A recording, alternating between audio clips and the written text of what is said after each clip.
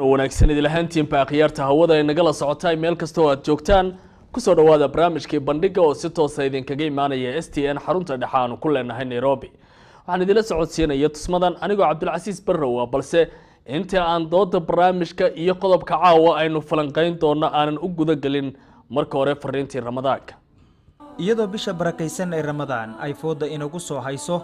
ayaa haddana dhanka kale waxaa jira dad aan awoodin helida wixii ay ku suxuran lahaayeen ama ay ku afuri lahaayeen haddaba daawade afuri walaalka si uu alla kaaga aqbalo soonkaaga oo la bax wixii aad awoodid ee lagu afurin karo qof ama ka badan haddaba xusuusnow qofkii afuriye qof walaalkiya waxa uu leeyahay ajar laaban ku soo dir wixii aad awoodid lambarka Lipa na M-Pesa ee till number 577419 wixii aad awoodid oo ka qayb qaado oo noqo dadka ugu horeeya ee afuriya walaalaha u baahan caawimaada aan mar kale ku celiya nambarka till number waa 577419 oo ku soo dir wixii aad awoodid kana qayb noqo dadka ugu horeeya ee afuriya walaalaha u baahan caawimaada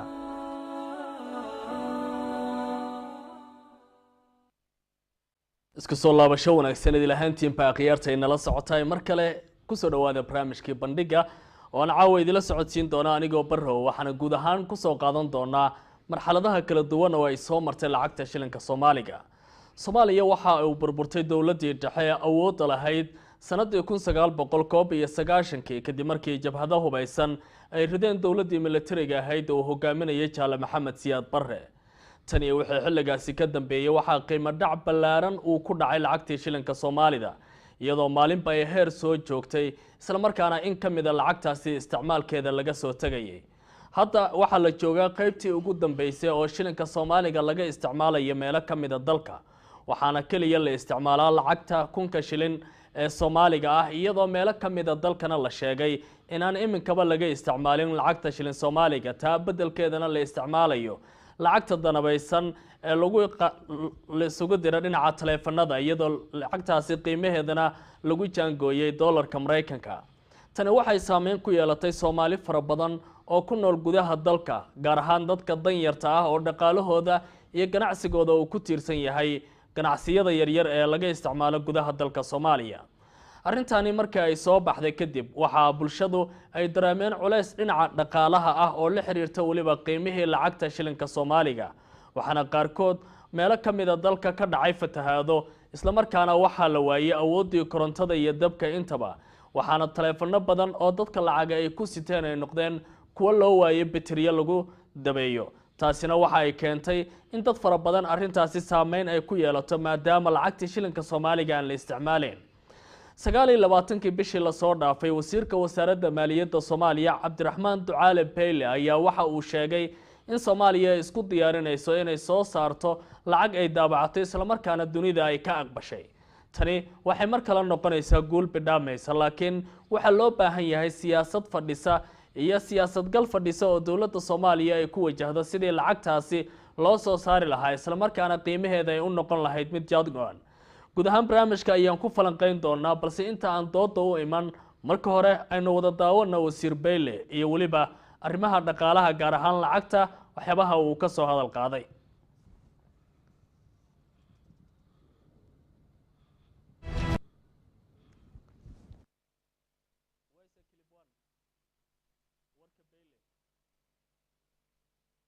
iyadoo bisha barakaysan ee Ramadaan ay fooda inagu soo hayso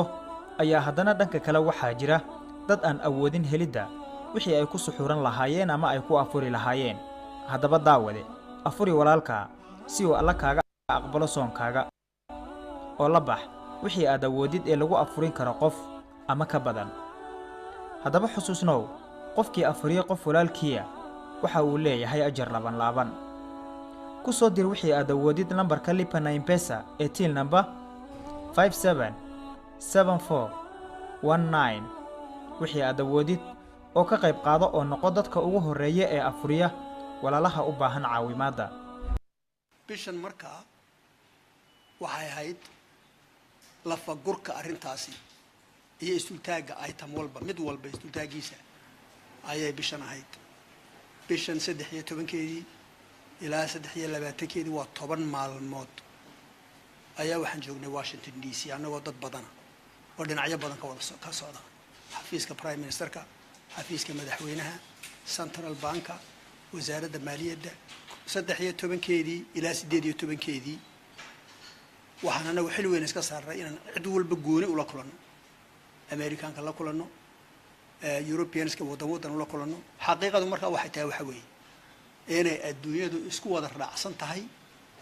muddo yaroo gaaban Soomaalidu turnaround inay sameeyeen soo bedeleen ay si fiican wax wadaan xaqiiqaduna waxay tahay waxa weeye oo de reportyadan aad ka arki doontaan in markaa Soomaaliya mar haday saatay la caawiyo in la caawiyo labada arrimood ee aan sheegnay wala inaga caawiyo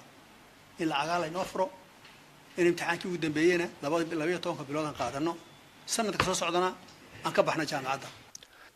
waxaan isla garanay waxa weeye madaxduna isla garatay madaxda dawlad goboleedyada madaxweynayaasha iyo madaxweynaheena iyo prime ministerka isla garteen waxa weeye baahida loo qabo in wax la mideeyo haddii la mideyn waayo dalka la daatay oo dhibaato haysto ma noqonayna marta waxa weyn oo reeyay ku jira ma jiraan gaar ahaan markaad eegto in dadkan wax iibinaya dadkii Soomaaliyeed yihiin oo halkan ka iibinaya inuu halkaan ka iibinayo meel walba dadkii un baa jooga marta anu waxaan tagay Abu Dhabi meesha wax laga soo dhoofiyo Dubai the same people dadka un baa soo dhoofiyo waxa halkan keena waxa kale oo aan isla garanay in lacagtii Soomaaliya la daabaco talaabooyinka wixii la inooga baahnaa si lacagta loo daabici lahaana imtixaankii labaad ee SMP2 loo dheeyay ku jireen waana fulfill garaynay waa dhamaynay waxa markaa la isla gartay in lacagta daabiceeda la soo dedejiyo waxa kale oo la isla gartay lacagta daabiceeda ayaa qiimo leh yani waxaan u jeedaa lacagta si loo daabaco iyo kharash kaaga baxaya waa wala yaab inaan idin sheego lacagtoo la soo daabaco ayaa waxay naga baxaya 41 milyan oo dollar watahay kaasi waxa uu ahaa wasiir Beyle wasiirka wasaaradda maaliyadda ee Soomaaliya oo ka hadlayay Soomaaliya in dhawaan ay daabacan doonto lacag iyada ay leedahay isla markaana lagu rajo yahay guud ahaanba dalka in lacagtaasi si guud looga isticmaalo soo saarista lacagtaasi iyo daabaceeda waxa uu sheegay in 40 milyan oo lacagta dollarka ay ku baxayso oo runtii ah qiimo ballaaran oo muujinaya in lacagtaasi ay u baahan tahay in Soomaalida si wada jira loogu soo saaro iyadoo la og yahay in meelo ka mid ah dalka siyaasadiisu aanay si guud isugu xirnayn haddana waxay su'aali ka taagan tahay sida Soomaalida ay u yeelan karto lacag ay ka midaysan tahay iyadoo qaar ka mid ah goboladu ay diidan yihiin ay Soomaaliya ka mid yihiin barnaamijka ayaan guud ahaanba ku falanqeyn doonaa arrimahaasi waxaana ii martiya oo igala qayb qaadanaya Cabdiraxmaan Maxamed Cali oo loo yaqaan Diini isla markaana ah falanqeeyo Soomaaliyeed oo muddo la socday siyaasadda dalka kana shaqeynaya in muddo warbaahinta iyo Ismaaciil Cabdiraxmaan Xasan oo ah diblomaasi Soomaaliyeed oo si dhow ula socda xaaladda siyaasadeed ee dalka iyo marxaladihii isbedelayay oo ay lacagtu soo joogtay intaba haddana u jecelahay Diini iyo Ismaaciil inaan si wada jir idinkugu soo dhaweeyo STN barnaamijka bandhiga markale waa maadsantaa ku soo dhowna watahay haddii aan Cabdiraxmaan ku hormaro Cabdiraxmaan Soomaaliya muddo dheer ayay burbursanayd xaaladuna hadba meel ayay soo joogtay marka loo yimaado qiimihii uu lahaa shilinka Soomaaliga maanta oo Soomaaliya 27 sano kadib ay dib u kabanayso colaadihii soo maray bulshadana in ay isku soo fahmayaan in yar haddana waxa su'aal fara badan ay ka taagan tahay hadalkan wasiir Beyle uu sheegay iyo sida suuragal ay u noqon karto in lacag loo daabaco iyadoo qaar ka mid ah siyaasadii dalka aan la isku fahansanin maasantahay Cabdi Axmed Barrow intaan arrintan u gelin waxaan rabaa si kooban inaan u sharxo horta qaabka ay soo martay lacagaha Soomaaliya iyo lacagihii laga isticmaali jiray horta shilin Soomaali ayaa inta badan la isticmaalaa shilin waxaan oo keenay gumeystiga Ingiriisiga waxaana oo ka mid ahaa magacyadii dusha dalka lagu keenay 1921 markii oo sanadka xilligaas ahaa horey Soomaaliya waxay u isticmaali jirtay lacag kala gedisan ha ahaadaan marka ay suuqa ama badeecadaha kala iibsanayaan inay isku qiimeyn jireen waxyaabaha suuqa la keenay jiray sida qofka marka uu wato xoolo ama maxaan ku dhahaa badar ama maxaan ku dhahaa malabka iyo subaga waxyaabo noocaas oo kale laisku qiimeyn jiray iyo haragga iyo waxyaabaha muhiimka ah sida dahabka iyo waxyaabaha qaaliga ah oo qiimo lacageed laisugu bedelan jiray Soomaaliya sidoo kale waxay soo martay lacago kala duwan lacagahaas kale waxaa soo maray waxaa ka mid ah Soomaaliya inay mar isticmaali jirtay lacag loo yaqaano kumiga iyo taanada iyo halka shilin marka laga soo tago beesada marka la isticmaalayo waa astaan oo leedahay dal madax bannaan waana heshiis guud la wada gaaray oo lagu heshiiyey in la sameysanayo lacag oo leh calaamado lagu garto iyo maxaan ku dhahaa iyo lambaro u gaar ah xisaabaad lacagahaas marka lagu heshiiyey kadib waxaa la sameeyaa waxaa la geliyaa wasaaradda ama qolada hay'adaas marka shaqada kale ayaa waxaa loo sameeyaa xog ururin badan ayaa la sameeyaa xog ururintaas kadib ayaa waxaa la sameeyaa in la sameyn karo lacaga ma waxaa loo baahan yahay warqado ma waxaa loo baahan yahay lacago biraha laga sameeyo sida shilimaadka oo kale Soomaaliya markii dib ugu laabto 1962 xilligaas bangiga dhexe ayaa waxaa laga sameeyay lacag ayuu soo saaray oo markii hore lacagtii oo gumeystihii dalkii ka talin jiray xorriyadda markii la qaatay kadib 1962 waxaa suuro gashay in la soo saaro warqad caadi ah oo lacag ka samaysan waxaa la soo saaray 5 shilin la soo saaray 10 shilin iyo 20 shilin waxaa la socotaa Soomaaliya waxaa jirtay in luqado kala duwan la isticmaali jiray luqadahaasna carabiga iyo laatiinka inta talyaaniga iyo ingiriiska digaalka afka Soomaaliga inta markii digaalka af Soomaaliga la sameeyay kadibna lacagta waxa ku dhacay isbedel ku dhacay sababtoo waxa la rabaa in lagu qoro magaca afka Soomaaliga qoraalka digaalka Soomaaliga lagu qoro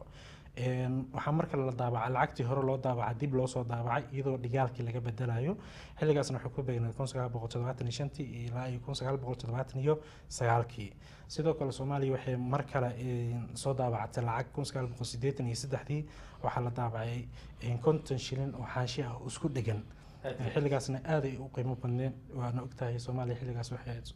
dunida marka loo fiiriyo dalalka ugu awood badan sidoo kale 1989 waxa la daabacay 500 ayaa mar kale la soo daabacay oo iyadoo warqad ahaan loo soo daabacay sababtoo ah dalkii sanadka 500 la daabacay si dad fara badan ay u ogaadaan goorma ay yahay 1989 ayaa la daabacay 1989 ayaa waxaa la daabacay 500 waana warqada xaashida caadiga ah Soomaaliya xilkaas wuxuu ku socotay dhaqaalaheeda iyadoo wax ka bedelayso waana ogtahay waxa laga soo laabtay dalka ka soo laabtay dagaaladii ka dhacay 1977 kadibna isbedel badan oo xagga dhaqaalaha lagu sameeyay ayaa loo gartay in la sameeyo lacagta 500 dawladdu markay sii dhaceysay 1991 waxa mar kale la soo daabacay lacagta 1000 shilin oo hadda Soomaaliya haysato lacagta hadda kaliya la isticmaalanayo waa lacagtaasi bangiga adduunka markii oo soo qiimeynaya dhaqaalaha Soomaaliya ama lacagta Soomaaliya oo horey u daabacneyd 98% wuxuu ku qiimeeyay in lacagtii rasmiga ah ee Soomaaliya lahayd in ay dhamaatay oo lacag kale oo dib lagu soo daabacay ay jiraan 1990 wixii ka dambeeyay waxaa soo baxay dalkii burbur baa ka dhacay dagaalo sokeeye ka dhacay waxaa timid lacago kale oo kala duwan in la daabaco lacagii ugu horeeyay la daabaco waxaa ka mid ah madaxweyne Cali Mahdi oo soo daabacay lacagta la oran jiray naada oo waqooyiga magaalada Muqdisho ka shaqeyn jirtay sidoo kale Xuseen Cidiid xilligiisa waxaa iyadana la soo daabacay lacag ku shilin ah oo calaamad kale leh iyo 500 astaanta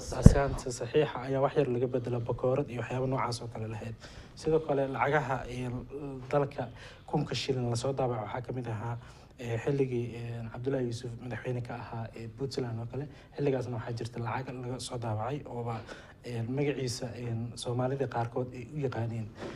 guud ahaan marka la fiiriyo dalkii burburkii markuu ka soo baxay 2000 iyo wixii ka sii dambeeyay ilaa 2004 waxaa soo baxay in nin walba awood u yeeshto in uu si gaar ah lacag u daabaco arrintaasna waxay keentay caqabado badan oo hadda keentay shilin Soomaaliga in la aamini waayay 500 waxay dhacday xilligii la doortay madaxweyne Cabdiqaasim Salaad Xasan xilligaas wixii ka dambeeyay waxaa soo haray kaliya 1000 shilin soo haray marka guud ahaan markii aan sida u soo koobo oo aan taariikhda soo fiiriyo hadda xilliga la joogo su'aashaada markaan ku soo laabto oo ahayd siyaasadda Soomaaliya ma habboon tahay lacag in la sameeyo hadda aniga waxay ila tahay hadda lacag in la sameeyo ilama habboono sababo jiro awgeed waan ku sababeynayaa horta lacag marka la sameynayo waxaa loo sameeyaa asbaabo iyo siyaabooyin kala duwan dal marka uu ka guurayo nidaam kale oo nidaam galayo lacagta qiimaheeda uu xumaatay ama maxaan ku dhahaa luuqadaha isbedelo haddaad sida aan soo sheegay waxyaabahaas oo kale marka aad fiiriso sicir bararka oo dhacay oo kale qiimihii lacagtii oo hoos u dhaco kale marka guud ahaan dhinkaas la fiiriyo Soomaaliya intaba calaamadahaas waa laga helayaa hadda xilligan in la sameeyo lacagaha sababa diidaya jiro sababaha diida waxaa ka mid ah horta ma la sameeyey xog ururin dhab ah oo ku saabsan lacag noocee ah ayaan u baahanahay ma lacagtii hore ayaa dib loo soo celinayaa mase lacag cusub ayaa la keenayaa dalka waa ogtahay federaal oo qaatay nidaamka federaalkane waxyaabo badan oo kala xadidaya waan ku soo noqonayaa anigoo su-aashaasi daba taagan laakiin waxaan jecelahay dooda inaan sidoo kale qayb ka siiyo Ismaaciil Cabdiraxmaan Xasan Ismaaciil dowladda waxay leedahay lacag baa la soo daabacaya waliba lacagtaasi si loo soo daabaco lacag fara badan baa lagu qarash gareynayaa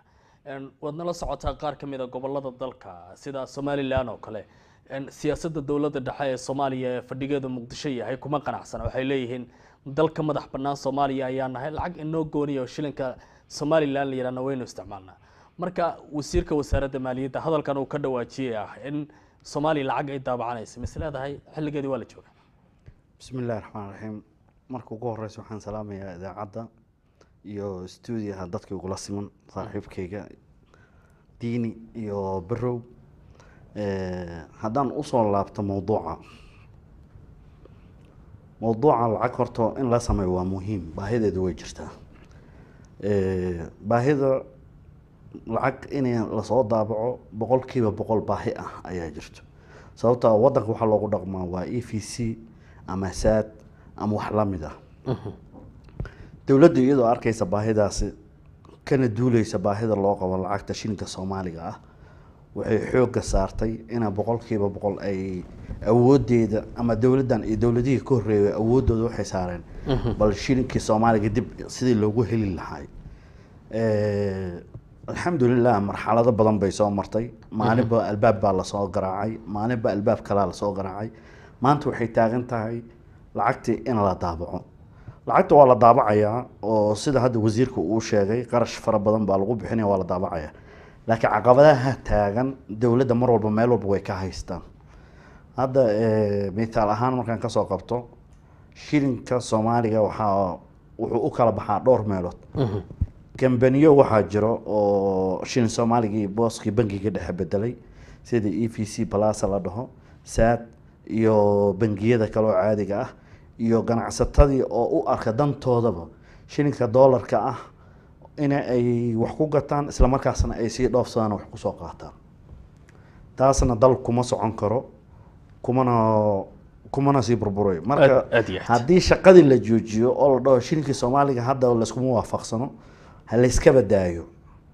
ma suurtoobayso because wixii caqabad wax walba caqabad ay leeyihiin wax walba caqabad bay leeyihiin waan ognahay maamulka goboleedyaha jiro oo saami ka raba lacagtaas waan ognahay dad shilin Soomaali haysto oo lacagta in loo bedelo u baahan baa jiro sababtoo ah shilinkii Soomaaliga oo dhintay bay hayaan in lacagta bangiga dhexe ay geeyaan lacagta cusub loogu bedelo ay u baahan yihiin kambaniyadan lacagta ka ganacsanayo transferka sameynaya iyaga laftooda caqabad bay yihiin because suuqii bay ka baxayaan shilinkaas markuu yimaado aaminaadii ama kalsoonidii iyaga lagu qabay baa bangiga dhexe u wareegayso marka waan ogsoonahay dowladda caqabadaha aad u fara badan ayaa hor yaalo laakiin haddaan dhahno caqabadaha hor yaalo lacagta aan iska dayno ma meeshaan sii taagnaanayna waa maya waa inaan dhaqaaqnaa dowladdana sida banaanba dowlad markaad maqasho ma ahan wax walba inay dhameystirto dowladda waxa weeye wixii ay ka gaartay qabanaysaa tan ka dambaysa dhameystiraysa watahay laakiin waxa loo baahan yahay marka Ismaaciil marka aan kula sii joogo mar haddii laga hadlayo lacag dal uu daabacanayo iyadoo la og yahay lacagta inay ka mid tahay astaanta qarannimada dalalka dunida lagu garta si guud Soomaaliya lagu yaqaano lacagta shilinka Soomaaliga haddana waxa loo baahan yahay in lacagta la soo daabacayo ay leedahay siyaasad gal dhow oo guud ahaanba dowladda ay ku dhaqan gali karto la socota gobollo ka mid ah dalka al-shabaab baa ka taliyo dowladda Soomaaliya gacanta kuma hayso bu-aali iyo deegaanada ku xeeran iyo qaybo ka mid a gobolada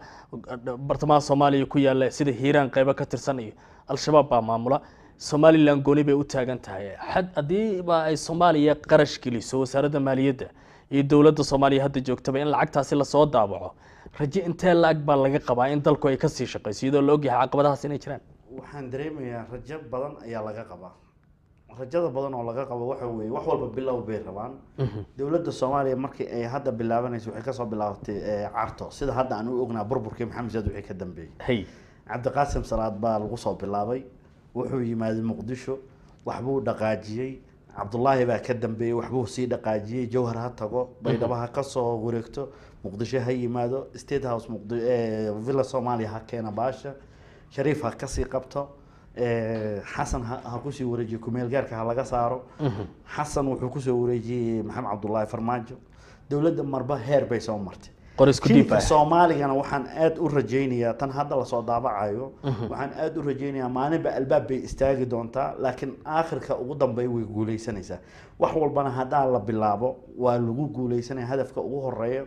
mar walbo caqabad way jirtaa goboladii dalka soomaaliya inaysan dowladda gacanta badana ku wada hayn waa macquul maamul goboleedyo dowladda ka tirsan oo dhinac maraya inay qaarkood joogaan waa macquul marka wixii oo dhan way jiraan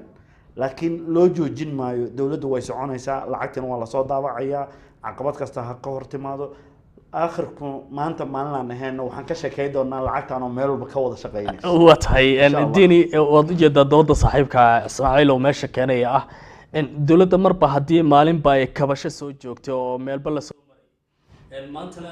shilinkii soomaaliga meelo ka mid a gobolada dalka aan laga isticmaalin sidii fatahaadii beledweyne ka dhacday la dareemay shacabku inay u baahan yihiin lacag ay wax ku iibsadaan oo lacagtan taleefanada la isaga tuuraya caqabad fara badan ay ka imaan karaan sida dhacdaba haddana waxa uu leeyahay waa la joogaa xilligii lacaga la daabici lahaa adiga dooda uu soo bandhigay iyo aragtiyada ah dhibaatooyinka shacabka taagan iyo duruufaha nolosha ku xeeran soomaalida maanta ayaa aqbalaya in lacaga la daabaco miyaanay ku muuqan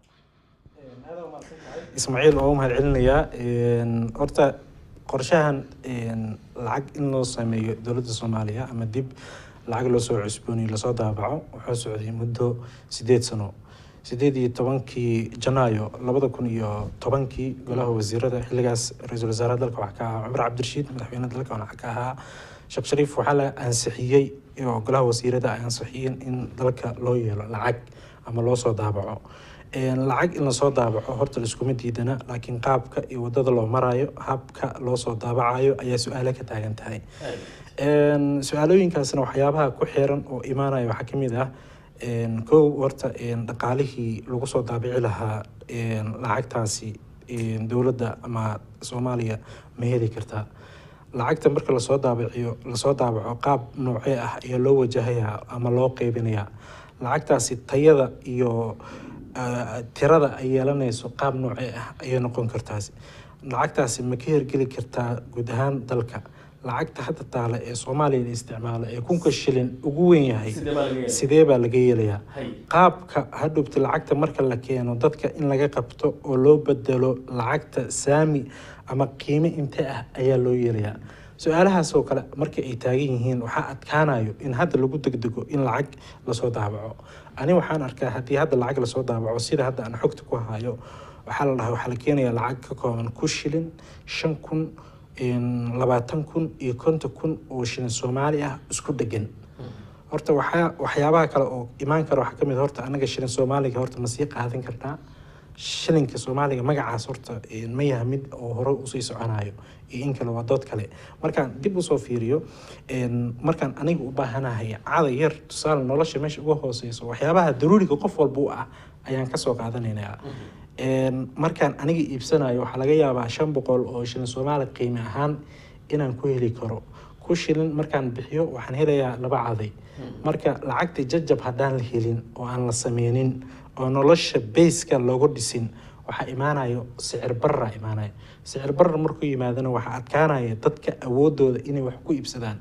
markii awood iibsashada qofka uu awoodi waayo noloshiisa waxyaabaha asaasiga ah inuu helane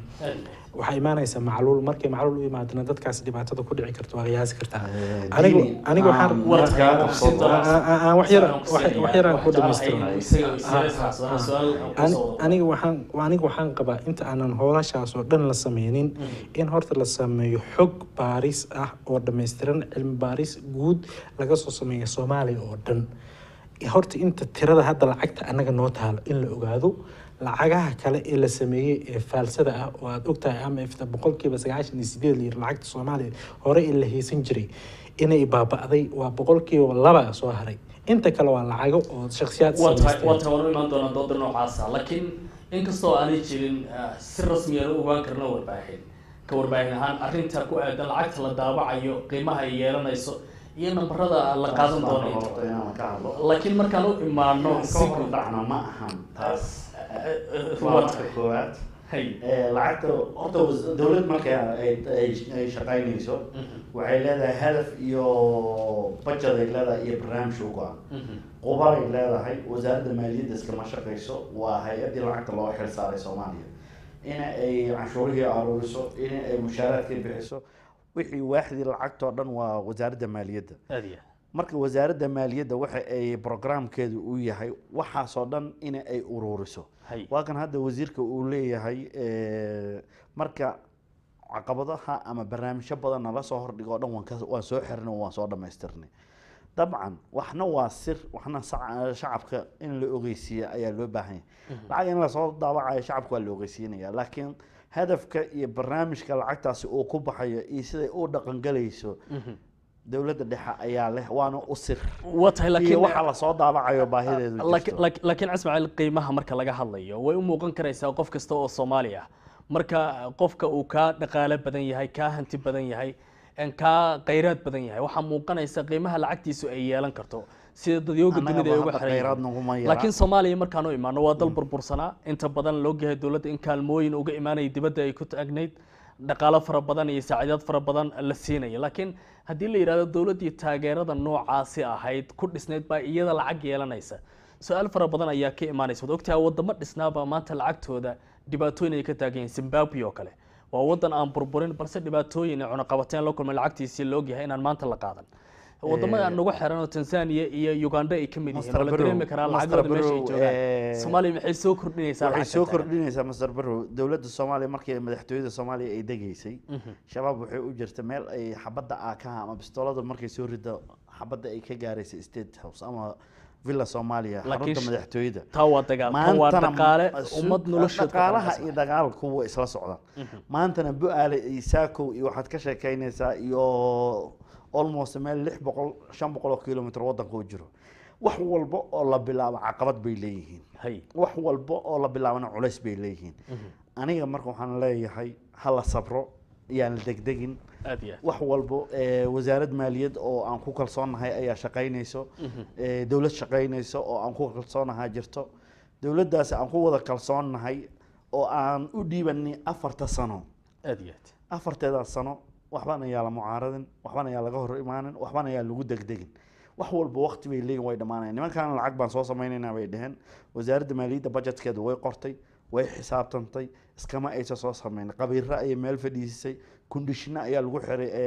deyntii Soomaaliya in la cafiyo qaabka loo cafinayo conditionadii waxa kamid ah lacagta aad daawacanaysaan qaabkeebaad aad u maamuleysaan qaabkeebaad u bixinaysaan lacagtii hore qaabkeebaad ku xareynaysaan seebaad ku dhaqan gelinaysaan maadaama wadanka uu kala qoqoban yahay wixii oo dhan wasaaradda maaliyadda waa la soo hordhigay wixii oo dhan hadda sida wasiirka uu sheegay uu dulmaray hada hadalka macnihiisa ama laftiga aad sii fasirto wuxuu dhahay caqabad walba nala soo hordhig waan soo dhamaynay wadamadii deymaha nagu lahayna mid baan ula kulanno albaabkoodaan garaacnay si guudna waa ula hadalnay si gaar ahaaneedna waa ula hadalnay marka niman yahow aniga waxaan aaminsanahay wax walba oo la bilaabayo talaabo kasta oo la qaadayo caqabad iyo culays bay leedahay laakiin aakhirka dambe waa miro dhalaysa marka miro dhalka aan sugno wasaaradda maaliyaddana waa wasaaradda u xil saaran ina 20 milyan ama 25 milyan ee Soomaalida ah lacagtaas inay gaarsiiso aad iyo aad sida lagu qiyaasa Soomaalida waa tahay sidaan la soconay siyaasadda iyo isbedbedelka siyaasadeed ee Soomaaliya muddadii dhaweydba ka soo jiray waxaa jirtay in wasiir oo meel yimaado shaqooyin fara badan uu soo qabto haddana durbaba ay isagoo howlihii wada oo qorshooyin meel u yaalaan himilooyinna leh isbedel uu dhaco kursiga laga qaado wasiir kale meesha uu yimaado sanadana ay ku qaadato in meesha uu wasiir kale yimaado laakiin marka aan taas ka soo gudbo oon u imaado hadda wasiir Beyle oo kale howlaha uu wado waa howlo bulsho fara badan oo Soomaaliya aad iyo diilo fara badan uga qabaan laakiin rajo intee la eg baa laga qabaa iyadoo la ogyahay waan ku iman doonaa waxaan jeclahay black inaan diin inaan siiyo diin arrintan lisleeyahay wasiirku uu sii joogi kara howlahan way dhaqan geli karaan dowladda timaadana haddii way sii wadi kartaa arrintan rajo intee baa laga qabi karaa qudheeda dalka loo sameeyo muddo ayuu soo socday 8 sano ku dhow yahay Soomaaliya horta caqabadaha haysta waxaa ka mid ah wasiirada la bedelayo kale ana waxa u arkaa caqabada culeyskooda iska leh haddii waqti la siiyo wasiirada qaar wax bay qaban karaan wax badan inay ka bedeli karaan nidaamkan iyo habka loo micnaha siyaasadda loo wajahayo Soomaaliya marka hadda wasiir Beyle dadaal adag ayuu bixinayaa dadaaladiisa waxaa ka mid ah in cashuurihii laga soo xareeyay inta badan 42.6 camal ayaan u malaynaya qiyaastii in cashuurihii 3 bilood ugu dambeeyay laga soo xareeyay dowladda soo xareysay cashuurahaas waxaana keenayo dadaal iyo howlo badan iyo qorshayaasha ay wasaaraddu wado qorshayaasha hadda wasaaradda xoog u wado waxaa ka mid ah lacagtan la soo sameynayo laakiin lacagtan la soo sameynayo daatan waa sheegay waxyaabo badan ay imaan karo qorshayaasha imaan kara kow waxaa ka mid ah habka horta loo wajahayo nidaamkaasi oo lacagta noocee ah ayaan keenaynaa Soomaaliya waa ogtahay dalku dowladdii dhexe markay burburtay kadib colaado badan dhacay waxyaabo badan oo hantidii shacabka lahaa ayaa shakhsiyaad isticmaalay lacagtii dowladdii dhexe ee ka tagtay xitaa waxaa laga yaabaa dad badan ay gacanta u gashay waa laga faa'iidaystay ugu dambeyn hadda dalkii wuxuu qaatay federaal nidaamkan federaalkana dhinac walba marka la fiiriyana awoodaha iyo qaabku isdiidayaan aad u adag tahay marka aniga wasiirka waxaan kula talinayaa ama dowladda guud ahaan waxaan kula talinayaa in barnaamijkan horta dadka bulshada dib loogu soo celiyo ganacsatada dib loogu soo celiyo bulshada hoose noloshooda la soo ogaado cilmi baaris guud la sameeyo kadibna go'aan la qaadan karo Cabdiraxmaan Diini iyo Ismaaciil badan mahadsantiin waan idin soo laaban doonaa khiyaarteena daawanaysa bandhiga STN ayaa daawanaysaan oo xarunta dhexe Nairobi idinkaga imaanaya hase yeeshee qadarro dhaxtaala waan isku soo laabanaynaa insha Allah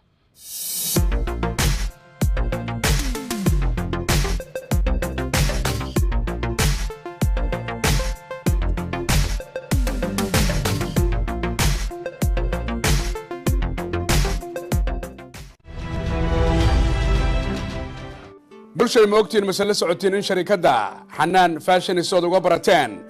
dharka tayada wanaagsan ee bilcida san inay ku keeneen dharkii ciida ee la magac baxay Balqiis Styles waa dhar la yaab leh oo si la yaab leh loo naqshadeeyay bilic iyo ilwaad iyo indhabogaati iyo labiskii wacnaa ee boqortooyada ayay idin keeneen ee Balqiis Styles haddaba yaan la moogaan dharkan isaga ee Balqiis Styles oo ah dhar hanaan iyo tayo wanaagsan quruxna badan si aad iyo aadana loo naqshadeeyay laguna farsameeyay warshadihii ugu dambeeyay dharka ee caalamka bulshada Soomaaliyeed ee ku sugan magaalooyinka Nairobi iyo Muqdisho ee Soomaaliya iyo Kenya yaan la moogaan inaad dharkan Balqiis Styles ee ciida loo diyaariyay aad kala xiriirtaan sharikadda Xanaan Fashion wixii faahfaahina shaashada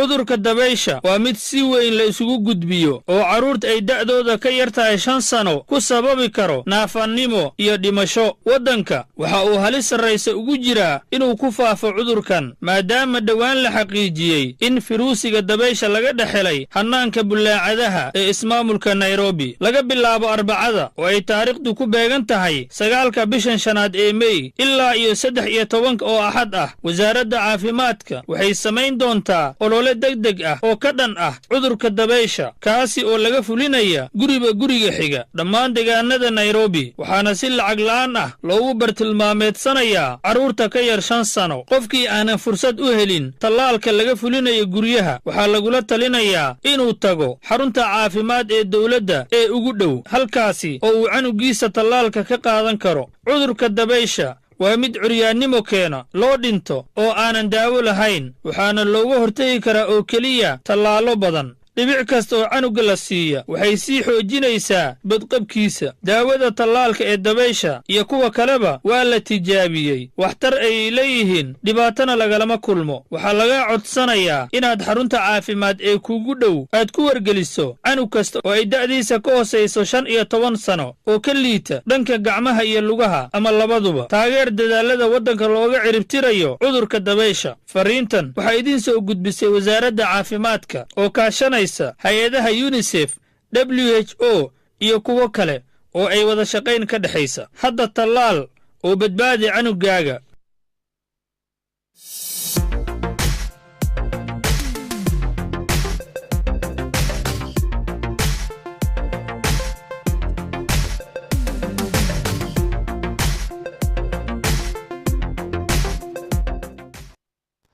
watahay daawadayaal qadaradaasi dhaxtaaladaana wali waxaad si toos ah uga daawanaysaan STN xarunta dhexe aanu ku leenahay magaalada Nairobi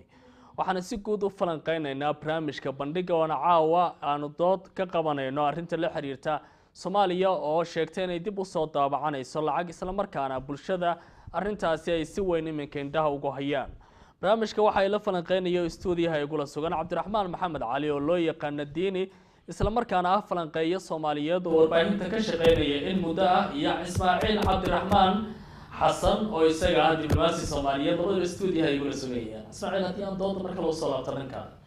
dad fara badan waxa ay u gudbeen marka su'aal la badatiy Cabdiraxmaan aan ku weydiiyo in wasiir la soo magacaabo qorshooyin iyo howlo la yimaado wadamo fara badan oo wada hadallo la soo galay isla markaana markii arrimo bulshada ay dadiilo u muujiso oo soo bandhiga sida tan arrinta lacagta la xiriirta oo kale ay suuragal noqon karto in shaqadiisii uu waayay arrintiina cid soo sheeqaadaba halkii lagu hilmaamo arrintan taagan oo Soomaalida maanta indhaha ay ku hayaan oo waliba qayb ka mid ah qiimaha dalka uu leeyahay ah in lacagtiisii dib loo soo daabaco rajo intee leeg baa laga qabaa in wasiir Beyle uu sii shaqeeyo iyo in qorshahan uu noqdo mid si guud u miro dhalay intaba okay taasi waxa weeye horta dawlad sideeda banaankeeda ma dhinto ee dawlad way jirtaa mar walba wasiir walba oo xilka laga qaado wuxuu ka tagayaa macluumaadkii wasaaradda dhaxyiilay wasiirka kale ku xiga meeshii ayuu ka amba qaadaya wax problem ay keenaysa mal wasiir kastoo la bedelay iyo wasiir kastoo yimaadaba hatta heer madaxweynaha hadduu tago programkii wuu wareejinaya dawlad sideeda banaanba waxa waa la isku wareejiyaa ma qof oo dhameystiraya ma jiro laakiin Soomaaliya taa waxa la leeyahay wasiirro badan oo isku wareejiyo xogo oo mararka dambe waxa la sheegay iyagoo la leeyahay arrintii wasiir hebel baa bilaabay wasiir hebel qorshihiisa isku meel gaar iyo waxaan ka soo gudubnay marxalado horaan ka soo gudubnay hadda maanta wasiirka markuu xafiiska soo fadhiisto waxa alla wuxuu qabto waa recording garaysan yihiin record waaye computerkii baa yaalo saafaradii oo dhan baa yaalo waraaqadihii baa yaalo wasiirka maanta shaqadu qabto waa la record gareeyaa berrito haddana markuu yimaado recording marka wasiirka kale hadda waxaad sheegaysaa 6 bilood iyo sanadaad sheegaysaa hadduu maalmo joogo maalmahaas uu joogo wasiir walba wuxuu qabto warqad bay ku taallaa warqadaas oo qof walba kala wareegaya marka taasi macno badan ma sameynayso shaqadan way soconaysaa wayna sii soconaysaa hadda barnaamijka lacagta kale waxay ka soo bilaabatay xilligii ku meel gaarkay soo bilaabatay xilligii dawladda ku meel gaarka ay ka baxday bay haddana socotay ilaa hadda ay socotaa marka qof walba oo yimaado wasiira la bedelay iyo wasiira yimid iyo waxa problem oo ay keenaysa mala waxaan budgetka dawladda uu degan yahay baarlamaan buu soo maraa hay-ado dastuuri buu soo maraya madaxweynihii baa saxiixayo wasaaradii baa loo qaybinaya budgetkaas iyo barnaamijkaas lagu shaqeynaya wasiirka marka aqoontiisa uu la yimaado wax buu la imaanaya wasiir walba waa run aqoon buu la imaanaya aqoonta uu la yimaado iyo maamulka unbaa wax ka bedelmaya mooyaane hadafka wasaarad walba ay leedahay uu soconaya mar walba waa wax yaalo oo recording garaysan oo soconaya laakiin dad fara badan baa arrimahaas qudhooda su'aalo ka keeni kara haddii Ismaaciil aan ka soo laabto u imaado diini dooda saaxiibkan Ismaaciil oo la yimi in wasiiradii isbedelaahi ay shaqooyinka ay soo qabteen isku wareejiyaan suuragalna tahay birin xagga laga sii dhaqaajiyo marka loo yimaado Soomaaliya iyadoo laga tusaale qaadanaya nidaamyadii hore loo soo maray iyo wasiiradii is soo bedelay arrintaas mid la qabta هذا ما سنتهي وزيرة المركز اللي قاعد نظام الدولي يشيسير أي دولة لقى دولة العرب يشيسير لقى ذي شركتها أنت بدل يشيسير صح كشقي مربع هذا وزير كمركز جوا أما قف كمركز حركة هايو هو شخص شغله هايو أنا قاعد أصير عن سلاي هاي وحكيت بدولة دي كوميديان كنا بنوصل على دولة دي أدوات قوسية هاي حسب wixii ka dambeeyay wax badan isbedelay waxyaalaha isbedelay waxa ka mid ah nidaamka systemka dawladda u shaqeynayso waagi hore waxaa dambeeyay oo la socotay in dalka inta badan xogihiisa iyo barnaamijyadiisa ay la socon jireen waxyaabo kale ama dawlado kale ay faraha ay kula jireen hadda nidaamyada dawladda markii aad soo fiiriso wax badan baa isbedelay hadda nidaamyada dawladda markaad fiiriso waxyaabaha ugu muhiimsan waxaa ka mid ah horta gudniintii badan waa la xifiyaa waxaana meel baan digaa Ismaaciil arrintaas waa la qabaa laakiin waxyaabaha kale oo dhacaan ku sheega marka oo aan rabo dadka inay ogaadaan wasiirka ayaa wuxuu baxayaa dalka loo tagayaa heshiis uu la soo gelayaa heshiiskaasi dawladda dhexe ma soo ogeysiinayo markii uu arrintaasi sameynayana waxaa dhici karto in arrimo isaga u gaar ah ama dawlado kale ujeedooyin kale ay leeyihiin inay halkaas ku filiyaan waxaa ogtahay xilligii dawladdii Sheekh Shariif xilligii dhamaadkii ku dhaweyd dalka waxaa kumeelgaarka laga baxayay dalka Suudaan waxaa la sheegay in uu Soomaaliya u sameynayo lacago shilin Soomaaliya u sameynayo ilaa hadda meeshii ku dambeysay xogtaas cid ka warqabtana haba yaraatee ma jirto haddana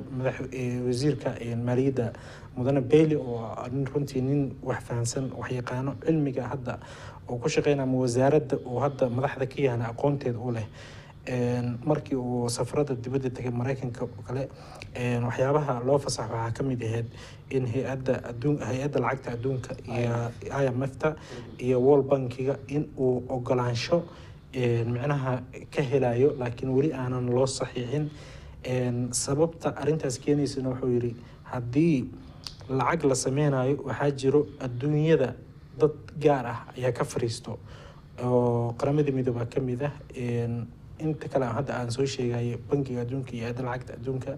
iyo wadamo badan oo arrintaasi saameyn ku leh ayaa ka mid ah marka waxaa la awoodayaa markii lacag dalka loo sameynayo waxaa lagu jaangooyaa awoodda soo iibsashada oo dibadda wax kasoo iibsanaya kow iyo awoodda waxyaabaha gudaha lagu sameeyo localka ah oo la dhoofinayo dibadda loo dhiifinayo intaasaa laisku qiimeeyaa haddaba inta markaad fiiriso Soomaaliya intaba hadda waxyaabo badan ay ku liidataa Soomaaliya kheyraad way lahayd Soomaaliya dhul barwaaqo waaye laakiin lagama faa'iideysan colaadaha iyo dhibaatooyinka marka la fiiriyo waa ku soo gabagabeynaya arrinta hadda dokumentiyada iyo qaabka loo sameynayo hadda wasaaradda maaliyadda dib hadii ugu looga laabto arrinta lacagta 8 sano soo socota dokumentiyo badan laga yaabaa in la waayo arrintaasna waa dhici karta aadayna suuragal u tahay watahay isbedelada mas'uuliyiinta shaqada isku wareejiyo mararka qaar waxa suuragal ah dadka ay aaminsan yihiinba in habacsanaan ay ku keento sidii howlihii ay u socdeen oo taal iskuma diidana laakiin Cabdiraxmaan waxa muhiim ah in la ogaado Soomaaliya lacagta ay yeelanayso lacag noocee ah bay noqon kartaa qiimo noocee ah bay si yeelan kartaa su'aal noocaas ay iman kartaa aragtida haddii aad dhimatay maxaad leedahay awoodda lacageed ee Soomaaliya ay ku yeelan karto marka loo barbar dhigo lacagaha kale ee gobolka ama qaaradan ku yaala Soomaaliya lacagteeda qiimaha gaari karaysa oo hadda la daawacay waa sahlan taas markay timaado ayaan ka hadli karnaa laakiin hadda haddaan dhano waxbaan saadaalinaynaa wasiirkii shaqada gacanta ku haya ma nihin dadkii professionalka oo lacagta gacanta ku hayo soo daabacaya ama ka howlanaya ma nihin marka wax walba waxaa fiican waqtigooda inaan sugno ka hadalno watahay inkastood ka gaabsanaysa haddii aan mar kala siiyo Cabdiraxmaan waad la socotaa oo wadamo fara badan oo soo marto Uganda ay ka mid tahay iyadoo wadankaasi aan u burburin muddana uu soo dhisnaa lana ogyahay dhaqaalihiisa haddana lacagta dadka aad bay uga cabanayeen Tanzania ayaa ka mid ah meelaha laga cabanayo Zimbabwe lacagta lagama isticmaalo Soomaaliya hadda lacagta haddii ay soo daabacdo qiimaha la filan kara aragtidaada xaggee buu gaari karaa isleedahay aniga horaan u sheegay isbedelada ku imaan karo nolosha shacabka Soomaaliyeed gaar ahaan dadka danyarta ah noloshooda waxyaabaha ay awoodi karaan oo ay wax ku iibsan karaan oo maalin walba isticmaali karaan lacag noocaas oo kale in lagu jaangooyo hadda Zimbabwe oo kale markaan tusaale soo qaato hal warqad ayaa 1 milyan ku qoran inkastoo lacagtaas hadda la kansaray laakiin hadda lacagta ugu badan waa 100,000 oo lacagta Zimbabwe waa 100,000 oo aad warqad ahaan aad jeebka u gashanayso Uganda oo kale markaan tusaale ku soo qaato 50,000 oo shilin oo Uganda shilin ah ayaa jeebka ku qaadanaysa 20,000 ay leedahay 5,000 ay leedahay 10,000 ay leedahay laakiin Uganda waxay kaloo leedahay lacag yar yar ay leedahay oo shilimaadkii oo kale oo aad iyo aad maxaan ku dhahaa dadka dhan u isticmaalayaan oo wax badan loo iibsanayo aniga doodeeda waxa waaye dalka Soomaaliya burbur oo galay wax badana dhibaato ka dhacday Soomaaliya adduunka dhan ku soo duulay dhinaca nolosha wax meel aan lagala dagaalamin habeerada ma jirto lacagtan hadda la sameeyo aniga fikriyan waxaan qabaa in la jaangooyo lacag dadka ama shacabka Soomaaliyeed ay xamili karaan oo ay awoodi karaan inay qaataan tusaale hadda fiiri bangiga dhexe Soomaaliya waayidii dambe aad u shaqeeyay inkastoo sidii la rabay la tagin dalka waxa ka howlgala shirkada oo private ah oo si gaar loo leeyahay lacagaha shacabka Soomaaliyeed oo leeyahay oo dhan inta badan hadda waxa gacanta ku hayo shirkada gaar ah ku hayo haddii ahaan lahayn xawaaladihii haddii ahaan lahayn shirkadaha telefoonada EVC Pluska sahalka iyo saadka gobolada dhan markaad fiiriso lacag danabaysan ayaa wax lagu kala iibsanayaa waxaan lagu jaangooyay qiimaheeda dollarka lagu jaangooyay waa ogta hadda gobolada dalka qaybo kamid ah oo lacagaha shilin Soomaaliya kama socoto hadda beledweyne oo kale marka aan tusaale ku soo qaadano dib weyn loo geystay lacago oo feelsa oo aan waxba ka jirin wax laga soo sameeyay galmudug laga soo sameeyay Puntland qaybo kamid ah lacagaheeda ka timid lacagahaas oo kale marka isku timid aad ma santahay Ismaaciil gabagabadii baan isla soo gaarnay soo saarista lacagtaasi inkastoo aad tiri qiimaheeda waxa la ogaan doonaa markii ay soo baxday sida ay u shaqeyso haddana rajada laga qabo inay si degdeg u soo baxdo maadaama aad leedahay baahi fara badan baa loo qabaa in lacaga maanta la daabaco rajada aad qabto inay si degdeg u soo baxdo xagee gaarsiisantahay 100% sababtoo ah waxaan aan leeyahay aniga saadaal fiican baan bixinaa lacagta imaan doonta waa lacag value leh ay noqon doontaa lacag ummadda wax tartay noqon doontaa lacag dhibaato loogu baxay noqon doontaa lacag ganacsatada ummadda xooga ku haysata loogu furfuro oo dawladdii iyo nidaamkii iyo kala dambeyntii iyo maamul wadaagii soo celisay noqon doontaa aniga saadaashaasaan bixinayaa wanaaggaasaan bixinayaa waana wada rajaynaynaa lacag fiican aan sugaynaa insha Allah dadka ku howlan oo ugu hambalyeynayna hawshaasna waxaan leenahay si laabo ummadda dhan baa idin sugaysa aad u mahadsantihiin Cabdiraxmaan Maxamed Cali Diini iyo Ismaaciil Cabdiraxmaan Xasan sidaad barnaamijka uga qayb qaateen iyo sidaad waqtigeena noo siiseen intaba akhyaarteena la socotay intaasi waxaa ku dhan barnaamijkii bandhiga anigoo barroweey idin la socodsiinayay tan iyo kulanti dambe nabadgelyo iyadoo bisha barakaysan ee Ramadaan ay fooda inagu soo hayso ayaa haddana dhanka kale waxaa jira dad aan awoodin helidda wixii ay ku suxuran lahaayeen ama ay ku afuri lahaayeen haddaba daawade afuri walaalka si uu alla kaaga aqbalo soonkaaga oo la bax wixii aad awoodid ee lagu afurin karo qof ama ka badan haddaba xusuusnow qofkii afuriye qof walaalkiya waxa uu leeyahay ajar laaban ku soo dir wixii aad awoodid lambarka Lipa na M-Pesa ee till number 577419 wixii aad awoodid oo ka qayb qaado oo noqo dadka ugu horeeya ee afuriya walaalaha u baahan caawimaada aan mar kale ku celiya nambarka till number waa 577419 oo ku soo dir wixii aad awoodid kana qayb noqo dadka ugu horeeya ee afuriya walaalaha u baahan caawimaada